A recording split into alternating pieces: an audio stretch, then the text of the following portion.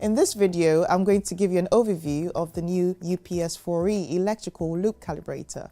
The UPS4E is the newest handheld electrical loop calibrator in Druck's Essential series, replacing the much-loved UPS3.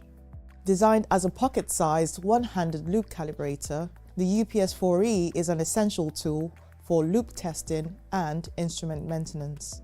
Building on from its predecessors, the UPS4E provides a completely new user interface, an accuracy performance of 0.01% of reading, and can record over 100,000 data log points from the main reading channel.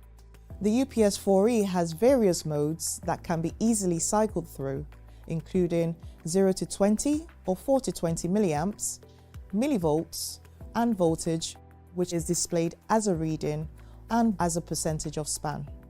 With an easy-to-read backlit display, users can step quickly through the advanced modes, manual, linear, flow, and valve to complete tests and zero or span adjustments. In valve mode, seating can be checked and the actuator set.